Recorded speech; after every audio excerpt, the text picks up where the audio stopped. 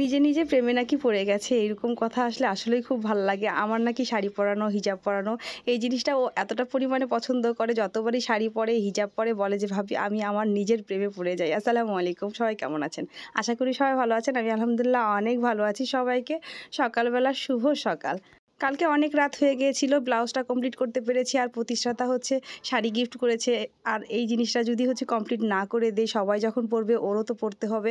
আসলে ওর সময় হয়ে ওঠে নাই, যেহেতু হচ্ছে স্কুলের টিচারের পাশাপাশি হচ্ছে অনেক বাচ্চাদের হচ্ছে পড়ায়, এই জন্য হচ্ছে ওর জন্য আসলে সময় হয়ে ওঠে নাই।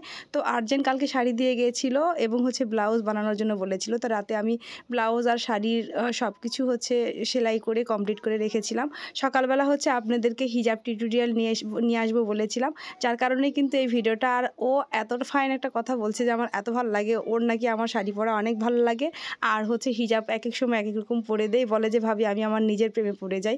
এরকম কথা শুনতে কিন্তু আসলেই খুবই ভালো লাগে। আর ও তো এমনিতেই স্পেশাল, যেহেতু হচ্ছে যখনই শাড়ি পরতে হয় ও আমার কাছে হচ্ছে একটা আবদার করেই বসে যে শাড়ি কিন্তু সকাল হোক, মানে আসলে ও অনেক ভোরবেলা আসে, যেহেতু আজকে কিন্তু 8টার মধ্যে স্কুলে পৌঁছাতে হবে, একেবারে অনেক অনেক সকালবেলা আসছে।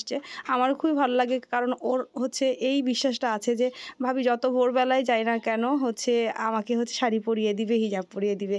আর নর্মালি ও কিন্তু একা পড়তে পারে, কিন্তু আমার কাছ থেকে হচ্ছে পড়তে ওর নিজের কাছে খুবই ভালো লাগে। যেহেতু এত ভোরবেলা সাজাইছি আর এই সময় আসলে বাহিরের ব্যাক সাউন্ডটা আসতেছে, হয়তো বা এগুলো ইগনোর করবেন, আর কেউ কিছু মনে করবেন না। হিজাব পরানো আর শাড়ি পরানোটা কেমন হয়েছে, বিশেষ করে শাড়ি ব্লাউজ যে বানিয়েছি সেটা কেমন হয়েছে, সেটা কিন্তু অবশ্যই কিন্তু কমেন্টের মাধ্যমে জানাবেন। আর একটা কথা যেইটা হচ্ছে, যারা যারা হচ্ছে আমার কাছে সাজতে চান এবং হচ্ছে চুল রিবোর্ডিং করতে চান, মানে যে কোনো বিষয়, সেটা কিন্তু অবশ্যই আমার সঙ্গে ডিসেম্বর মাসের মধ্যে করতে চাইলে ডিসকাউন্ট পাবেন। সেটা কিন্তু অবশ্যই আমার সঙ্গে কথা বলেন, যোগাযোগ করেন। হঠাৎ করে কিন্তু বললে আসলে আমার জন্য একটু কষ্ট হয়ে যায়, যার কারণে হচ্ছে আমি সবসময় বলি যে আপনারা অবশ্যই আগে থেকে আমাকে বলবেন, কারণ হঠাৎ করে কেউ আসলে তখন, যেহেতু ঘরের মধ্যে ছোটো বেবি আছে আর ঘরের ভিতরেই আমার ছোটোখাটো একটা পার্লার, যার কারণে এই কথাটা বলি।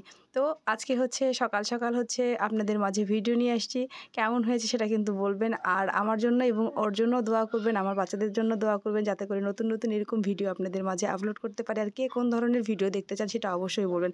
আর সাজের ভিডিও ওর বিষয়ে বললে আসলে ও একেবারেই সাজে না, মেকআপও দেয় না, নর্মালি ও অনেক সুন্দর, হালকা পরিমাণে শুধু লিপস্টিক আর কাজল দিয়েছে। তো আজকের হচ্ছে যার কারণে হচ্ছে সাজের কোনো ভিডিও আমি আপনাদের মাঝে আপলোড করতে পারলাম না। অবশ্যই এই ভিডিওটা কিন্তু শুরু থেকে শেষ পর্যন্ত দেখলে আপনারা কমেন্টে করবেন না যে সাজের ভিডিওটা কেন দিলেন না, কারণ অনেকেই কিন্তু প্রশ্ন করে যে সাজের ভিডিওটা দেওয়ার জন্য, কারণ আমি আসলে সাজাইলে সেই সাজের ভিডিওটা অবশ্যই আপলোড করি। আর যেহেতু ও সাজে না, যার কারণে সাজের কোনো ভিডিও আমি আপলোড করতে পারি না, কারণ ও মেকআপও দেয় না মুখে। আরেকটা ভিডিওতে আপু বলেছিল সাজের ভিডিও দিও প্লিজ। তো আসলে আমি ওই সাজের ভিডিওটা করি নাই, কারণ উনিও সেদিন একেবারেই সাজে নাই।